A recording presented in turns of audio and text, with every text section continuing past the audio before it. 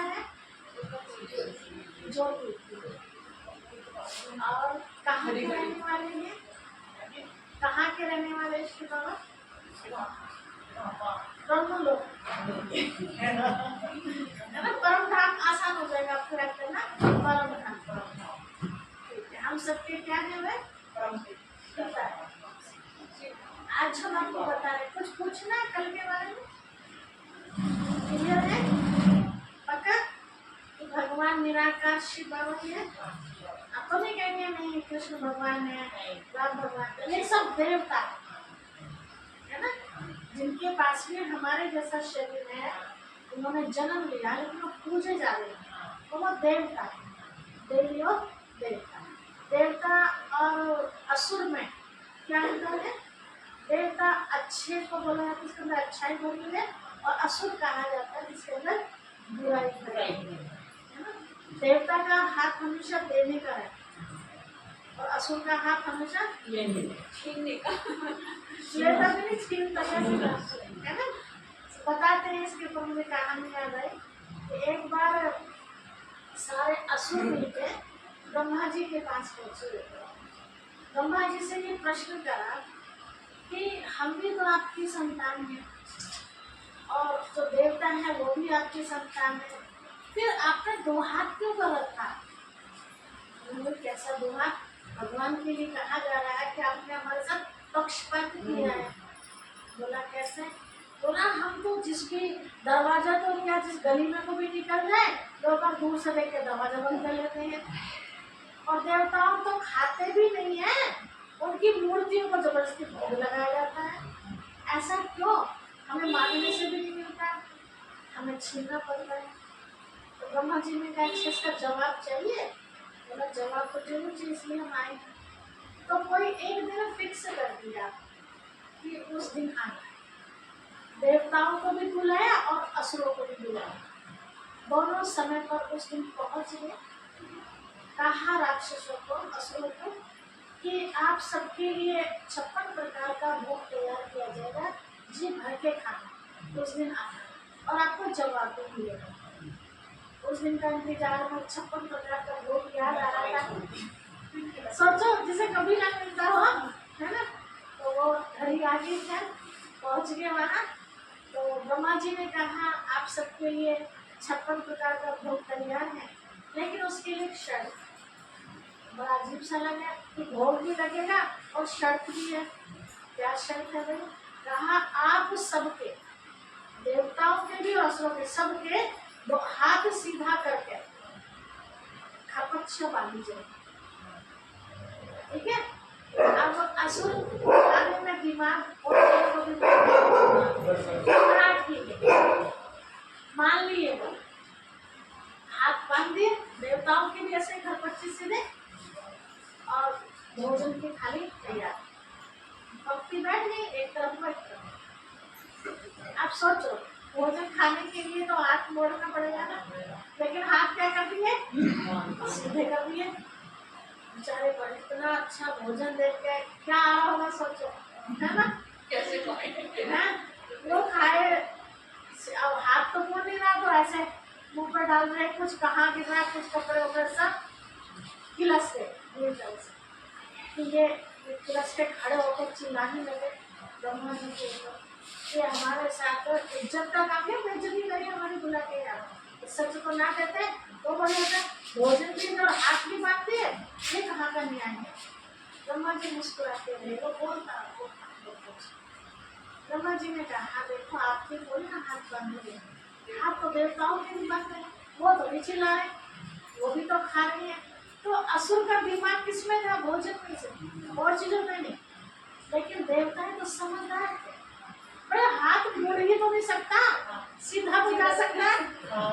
तो देवताओं ने क्या किया? आमने सामने बैठ गए, मैंने आपको खिलाया, आपने आराम से तो आनंद लेते, कहा उनको भी तो देखो, तो ऐसे देखा अरे ये तो हम भी कर सकते थे। तब आया तो ब्रह्मा जी ने कहा कि करा तो नहीं, क्यों परेशान है आप? क्योंकि अपना ही सोचा है, दूसरे के बारे में नहीं सोचते, है ना। तो जो केवल अपना ही अपना सोचता है उसकी पूजा क्यों होगी?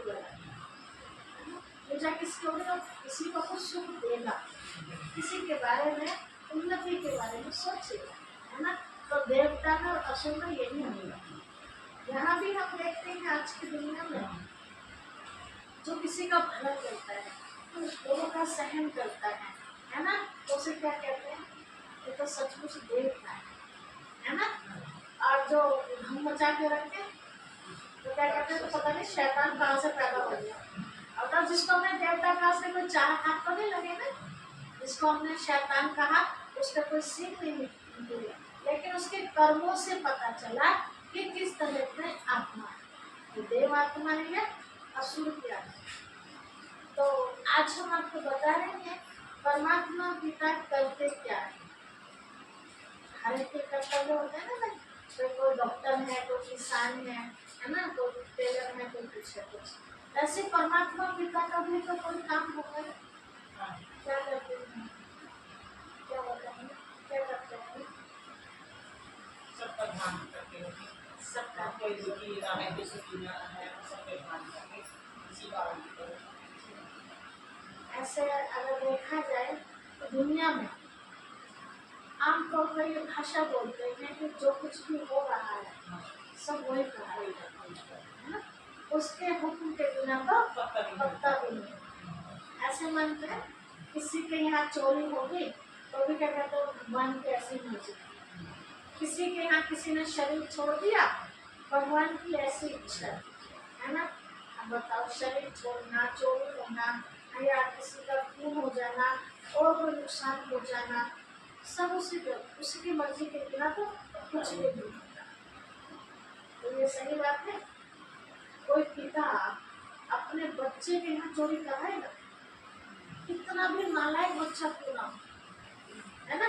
किसी के 4 बच्चे हैं और एक बच्चा बिल्कुल नालायक और वो मतलब रखता ही नहीं है, भले बीच में दीवार है ना, बाप बेटे के घर में दीवार है बीच में, लेकिन फिर भी बाप का ध्यान उसके घर की तरफ जरूर है, कोई कुछ नुकसान तो नहीं करता, है ना। इतना होने के बाद भी, और वो तो है दया का सागर, वो भला हमारा नुकसान कैसे करवा सकता, नहीं करवा सकता ना। तो ये दोष लेना तो अंतिम की बात हो जाती है, एक तरह से अपने ऊपर हम पाप चढ़ाते हैं, ऐसा कहते हैं। दुनिया में भी मानते हैं ना, निर्दोषी को दोषी ठहराना ये सबसे बड़ा पाप। दोष तो हमारा ही होता है ना, दोष किसका, चोरी करने वाले का, है ना, अब दोष लगा रहे हैं। तो परमात्मा पिता करते क्या है, देखो वैसे भी हम बोलते हैं आपस में कोई किसी का लड़ाई झगड़ा हो रहा होता है तो हम अपने व्यक्ति को जिनको हम जानते हैं उनको हम समझाते हैं, वो ऊपर वाला सब तुम चिंता ना, बैठा है ना हिसाब लेने को। अगर वही झगड़ा करा रहा है तो फिर हिसाब कौन लेगा, है ना। तो ऐसे कई बातों में बोलते हैं ना हम कि वो जाने, छोड़ दो उसको, हम तो भगवान भरोसे हैं। हमारा खेती में किसी ने कुछ नुकसान कर दिया तो भगवान देगा ना। ऐसे भी कई बार आपने सुना होगा कि किसी के गेहूं कोई काट लेता है कुछ और, उसके खेत में फिर भी कमी नहीं है, काटने वाले की फिर भी कमी है ना, क्योंकि परमात्मा पिता देख रहे हैं कि मेरे बच्चे ने इतनी मेहनत की है तो हमारी मेहनत का फल हमें जोर मिलता ही। तो परमात्मा क्या करते हैं इस चित्र में दिखाया है। आप 3 मूर्ति देख रहे हैं, ब्रह्मा विष्णु महेश। तो शिव बाबा इन तीनों के द्वारा अपना कार्य पूरा करते हैं। ब्रह्मा के द्वारा सत्य की सृष्टि की स्थापना करते हैं। कोई भी आपकी नया मकान बनाएंगे या पुराना बनाएंगे, पुराना तो अपने आप हो जाता है, पुराना आप ताजी रोटी बनाते हैं या बासी रोटी बनाते हैं। कोई भी मशीनरी कोई भी माल तैयार करती है तो वो फ्रेश नया माल तैयार करती है, पुराना करती है, नया करती है ना। तो लोग कहते हैं कि ये दुनिया भी भगवान ने बनाई है, तो ये दुनिया नई नहीं है, पुरानी है। आदमी नहीं, दुनिया की बात चल रही है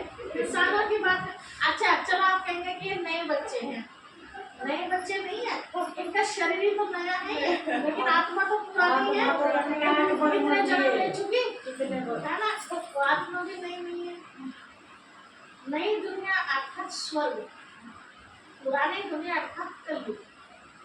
ठीक है, जैसे नया मकान होता है तो नए मकान में किसी भी प्रकार की कोई दिक्कत नहीं आती, ना उसका सीमेंट छूटता, ना पुताई, ना कहीं से छूटता, कुछ भी दिक्कत आती है ना, बढ़ लगता है। और जैसे जैसे जैसे पुराना होता जाएगा उसमें दिक्कतें शुरू हो जाती है। तो ऐसे ही जब नई दुनिया थी तो नई दुनिया में कोई दिक्कत ही नहीं थी। इसको सतयुग कहते हैं, स्वर्ग कहते हैं, जन्नत, बारिश, कई नामों से उसको जानते हैं।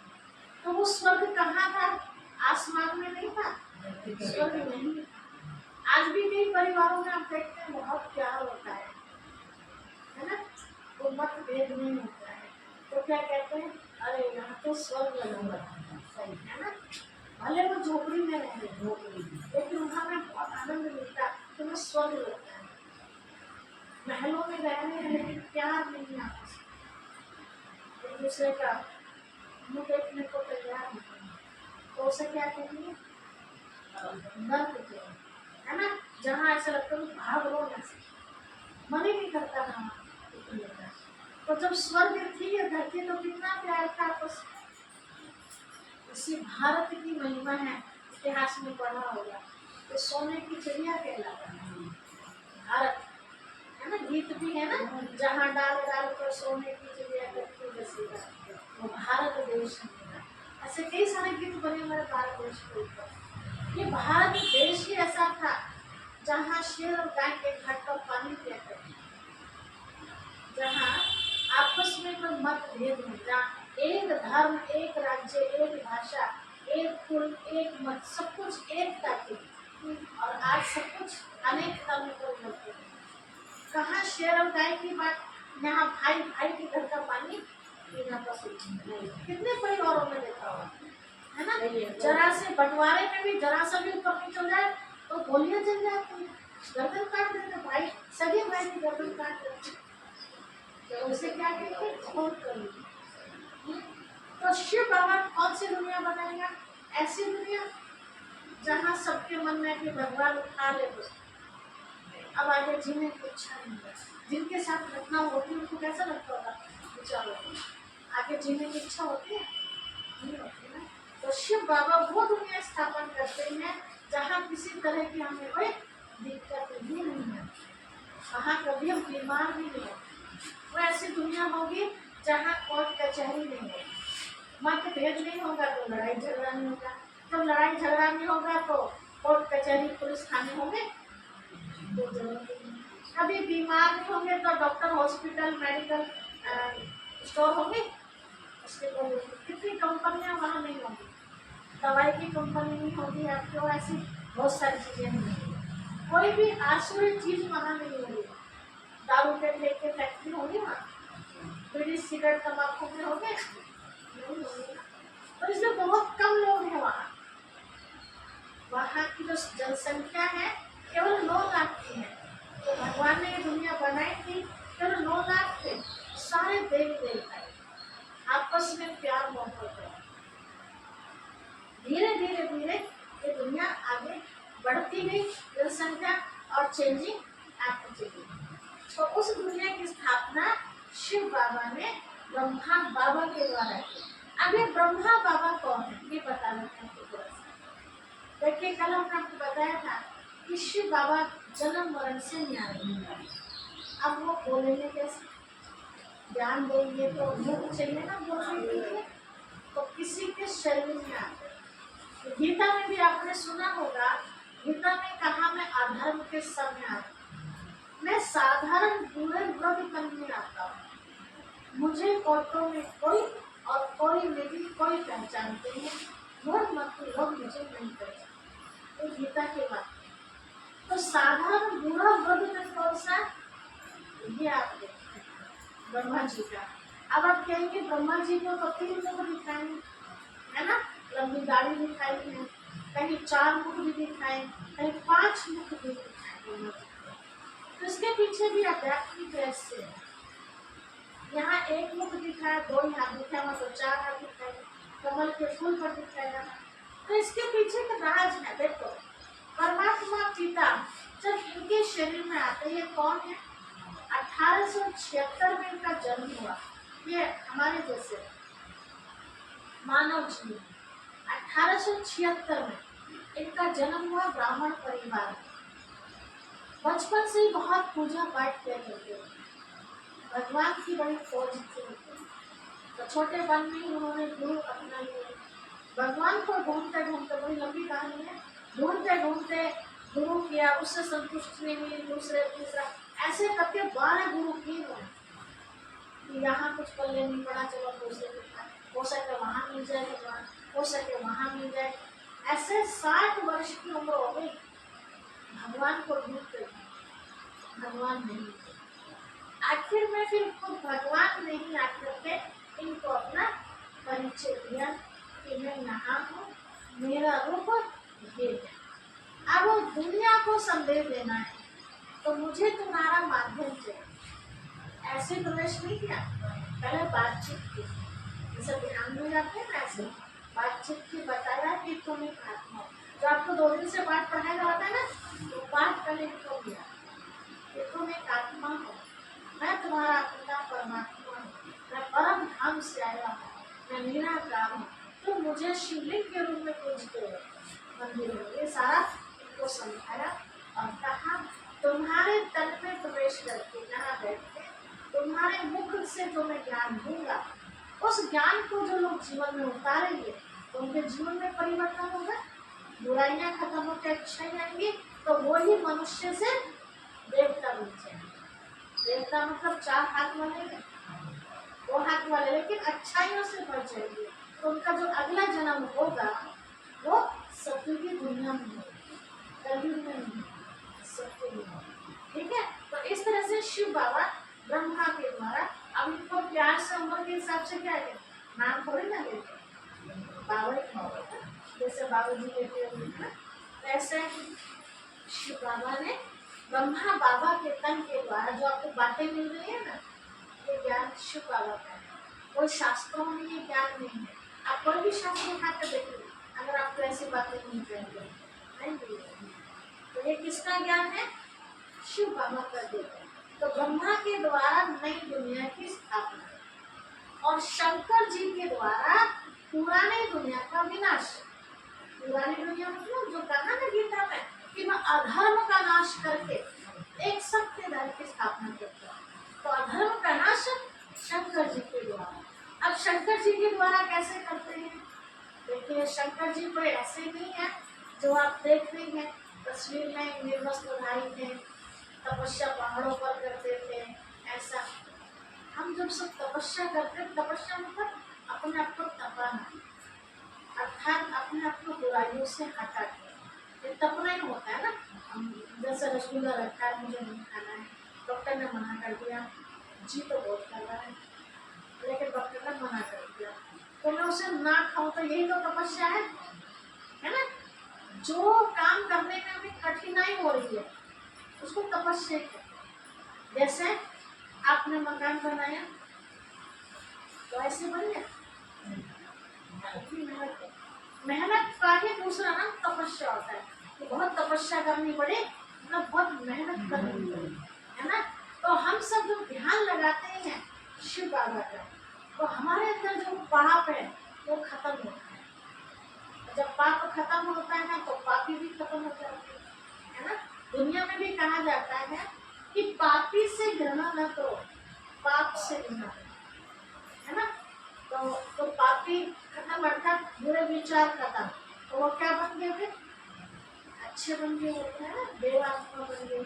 तो शंकर जी के द्वारा मतलब हम सबको तपस्या करना सिखाते हैं कि एक परमात्मा पिता का ध्यान लगाइए, उससे शक्ति लीजिए और अपनी बुराइयों को खत्म कीजिए।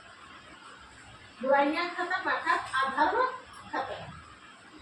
विष्णु जी के द्वारा नई दुनिया की पालना, अब स्थापना करेंगे तो पालेंगे भी ना। तो वहां का जो राजा होगा सत्य का, वो पिता के समान होगा, अपने बच्चे में और प्रजा में। क्या बोले माता जी, अच्छा बन जाए, आत्मा ही अच्छा नहीं बनने, मंडी बनने का आत्मा मन नहीं मन बनने नहीं देता बना देते मन भैया तो मन को ही तो समझाना है ना। मैं सभी आज नहीं नहीं, जब आप शिव देखो क्यों नहीं सुधरते हैं, सुधरने के लिए भी तो ताकत चाहिए ना अपने अंदर। और वो ताकत आएगी कहाँ से? तो कोई तो कर वो ताकत आएगी शिव बाबा को जाने। देखा कुंभ रखा है अब किसी की नहीं कर पाता है किसी भी धर्म का मन नहीं कर पाएगा। जब शक्तिशाली हो जाएगा ना तो फिर नहीं, अभी कमजोर है ना तो वो लुढ़कता रहता है, डामाडोल होता है। जब शक्तिशाली बन जाएगा फिर जगह बैठ पाएगा। ठीक है, ऐसे भी आप देखो ना कमजोर व्यक्ति, आप उसे कोई स्त्री 5 मिनट खड़े रहो, हो सकता है, लेकिन शक्तिशाली व्यक्ति बैठता है खड़ा करना। ऐसे मन भी हमारा कमजोर हो गया बेचारा, तो बेचारा कभी यहाँ लुढ़क कभी वहाँ लुढ़क होता रहता है। अब ज्ञान की खुराक उसको मिल गई है, शिव बाबा को याद करेगा तो शक्तिशाली बन जाएगा। फिर जहाँ आप उसको बैठाओगे वहाँ बैठ जाएगा। जैसा भी गीत बजा 5 मिनट का है ना, पूरा का पूरा मेरा प्रणाम है कि जैसे जैसे उसमें शब्द बोला मैं सामने शिव बाबा को देख रही हूँ और शिव बाबा से मुझे शक्ति मिल रही है। जैसे पंखे से हवा मिल रही है ना, ऐसे शिव बाबा से मुझे शक्ति मिल रही है। पूरा का 1 सेकंड में मेरा ध्यान इधर मिल गया, मन मेरा कहना मानता है। कभी कभी होता है विचलित, ऐसा नहीं कि विचलित नहीं होता है, कभी कभी नखरे भी दिखाता है, लेकिन ज्यादातर मान लेता है। अब थोड़ा थोड़ा जो नखरे दिखाता है विचलित हो जाता है ना, तो वहां भी हमारी भी भीड़ है कि हम उसको छोड़ देते हैं। इसमें शिव बाबा के लिए भी हमारे भी, तो और बाबा कहते हैं ज्यादा ही ज्यादा याद करो मुझे, तो तुम्हारा मन और शक्तिशाली हो जाए। फिर जैसा तुम कहोगे वैसा नहीं है, उसी के लिए हम सब मेहनत कर रहे हैं। जिस दिन मन बिल्कुल काबू में हो जाएगा, आत्मा की बिल्कुल गंदगी निकल जाएगी, जब स्वच्छ हो जाएगी तो आत्मा यहाँ रहेगी भी नहीं। स्वच्छ होगी तो दुनिया भी कैसी चाहिए उसको, जो मुनि तो बोलना भी आता है। हाँ तो वो सिखा रहे हैं। अरे कोई कोई तो बोलता है नहीं, आप भी कर सकते हो, आप भी कर लोगे, वो तरीका सिखाएंगे ना। रोज ध्यान से सुनते रहो, सुनते रहो। तो ये क्या मिल रही है आत्मा को? खुराक मिल रही है।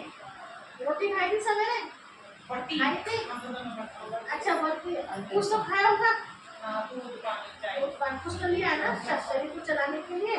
हाँ तो वो खुराक ली ना, ऐसे ही मन की खुराक है। जो आप ज्ञान सुनते हैं ना, ये मन की खुराक है, इसे लेते रहो रोज, दिन में 4-4 बार लो। देखो जो कमजोर व्यक्ति होता है ना, उसे बार बार देना पड़ता है, ताकत जल्दी आ जाए, जल्दी है ना, तो बार बार ये ज्ञान की बातें ज्ञान करेगा। तो क्या बता रहे थे हम आपको? पालना।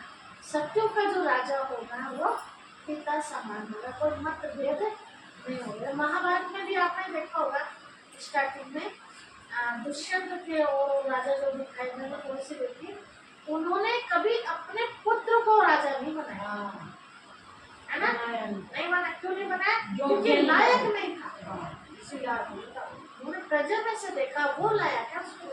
हालांकि उस पर बातें भी उठी कि भाई अपने पुत्र को क्यों नहीं राजा वाले गुण नहीं है, तो मैं कैसे इसको अपना राजगद्दी देती।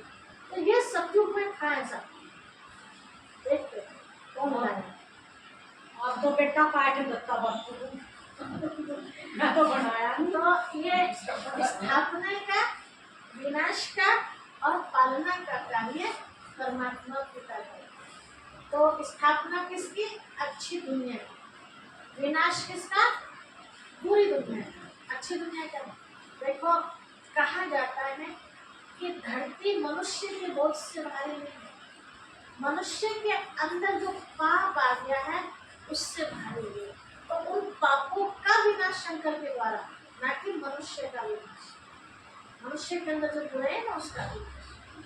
अब आगे चित्र में आप देख रहे हैं शिव और शंकर में अंतर दिखाया है, बड़ा गहरा राज है, आप सब भी जानते हैं। लेकिन हुआ क्या है कि जो भी हम सुनते थे ना, कभी उसके ऊपर विचार नहीं किया, पढ़ लिया लेकिन पता नहीं पढ़ जाने।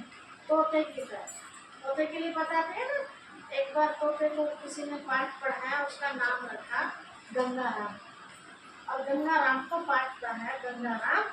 वो बार बार नल पर बैठता था और गंदगी करता था बैठ के, तो सर गंगाराम तुम नल पर मत बैठना, तो वो उतर रहा गंगाराम नल पर मत बैठना, सुन रहा है। थोड़ी देर के बाद क्या देखा, वहीं बैठ रहा और क्या कह रहा है, अपने आप को कह रहा है गंगा नल पर मत फेंकना। मतलब अर्थ ही नहीं समझो उसने। गंगाराम किसका नाम था, रखा तोते का। और तोते को क्या पाठ पढ़ा है, जैसे मेगा बहन, मेगा बहन नल पर मत बैठना। अब गर्दन तो हिला देगा ना ऐसा, वो भी ऐसे कर रहा है ना, मेगा बहन नल पर मत बैठना। अब आज तो समझ में आने लगा इनको कि मैं क्या कह रही हूँ, और वहीं बैठ के क्या कह रही है, मेगा नल पर मत बैठना। तो आज मनुष्य की यही तो हालत होगी कि हम पढ़ रहे हैं, हम केवल देख भी रहे हैं, सुन भी रहे हैं, लेकिन उसका अर्थ नहीं पता। आखिर इसका अर्थ क्या। जैसे छोटी सी बात, गीता पढ़ने वाले रोज गीता पढ़ते हैं, है ना, कईयों को आपने देखा होगा रोज, और पूरा का पूरा पढ़ते 2-2 घंटे लगा देते मैं हैं। सुंदरकांड रोज पढ़ूं और बस मेरी पता चला बैठ के सुनता हूँ कि वो वो नहीं है, हाँ, उसके अर्थ जानने की कोशिश नहीं उसमें है क्या, है क्या, जो समझने की कोशिश कर। अच्छा, 1-2 बात बताएंगे, हाँ बताइए जरा। ढूंढाया था जब किताबों में तो कुछ नहीं बस वो है काम याद रखना, रिपीट करना है बस, समझना और पढ़ना दोनों में अंतर है ना। जैसे कई बार हम इंग्लिश पढ़ तो लेते हैं, लेकिन उसका अर्थ नहीं पता, अर्थ नहीं पता है ना।